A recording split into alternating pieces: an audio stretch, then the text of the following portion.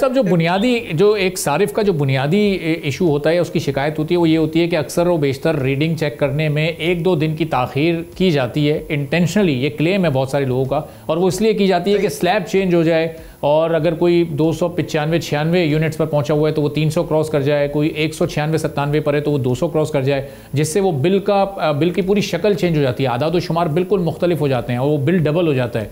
तो कम अज़ कम ये शिकायत तो सार्फिन की इससे दूर हो सकेगी।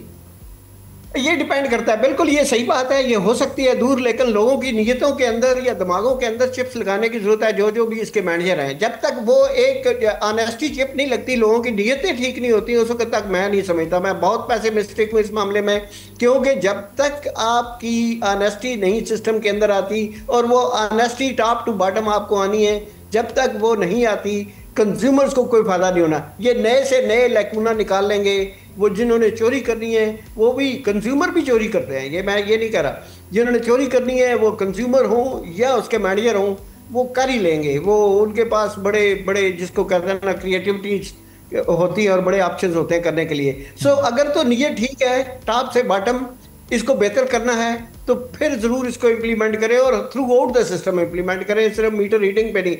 आपने ये जो पॉइंट आउट किया कि ये नंबर ऑफ डेज डिले करके उसका इम्पैक्ट आता है, यस वो आता है।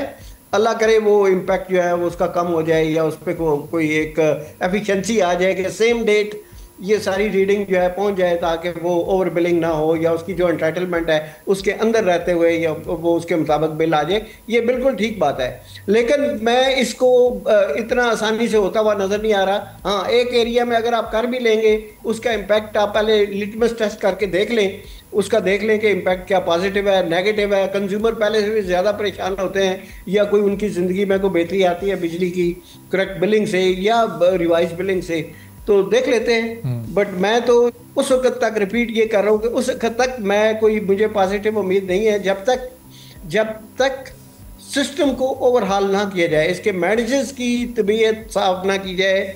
जो करप्शन में है, बिजली की करप्शन में है, या गैस की करप्शन में है, या एनर्जी थेफ्ट में है, या एनर्जी की करप्शन में, जो बंदे उनको वहां पे ना लाए साहब। ये सिस्टम की ओवरहॉलिंग तो ज़ाहिर है एक बड़ा लॉन्ग टर्म पीरियड होगा, उसके लिए तो बड़े रिफॉर्म्स की ज़रूरत है। कोई शॉर्ट टर्म सोल्यूशन इसका, चूंकि जाहिर है जो एनर्जी टैरिफ है वो एक बड़ा इस वक्त बोझ की सूरत में लोगों के ऊपर मौजूद है, तो इसका कोई शॉर्ट टर्म सोल्यूशन भी हो तो ज़रा वो भी उस पर भी रोशनी डालिए। वो बिल्कुल ठीक बात है। शॉर्ट टर्म सोल्यूशन अगर करना चाहते हैं, इसमें बिजली की और गैस की और एनर्जी की कंजम्पशन आपको बढ़ानी है, तब शॉर्ट टर्म, और कंजम्पशन बढ़ाने के लिए आपको टैरिफ को रैशनलाइज करना पड़ेगा, आप उसको कम करना पड़ेगा।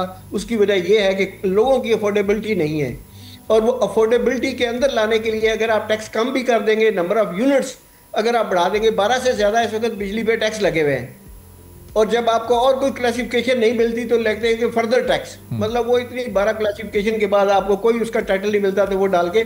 सो ये जब तक टैक्सेशन को रैशनलाइज नहीं करते, कम नहीं करते, नंबर ऑफ यूनिट्स अगर कम होती जाएंगी तो टोटल टैक्स की कलेक्शन भी कम होती जाएगी। So number of unit government को बढ़ानी चाहिए, अगर टैक्स ना भी बढ़े तब भी बढ़ानी चाहिए, ताकि जीडीपी में उसका पॉजिटिव इम्पैक्ट आ सके।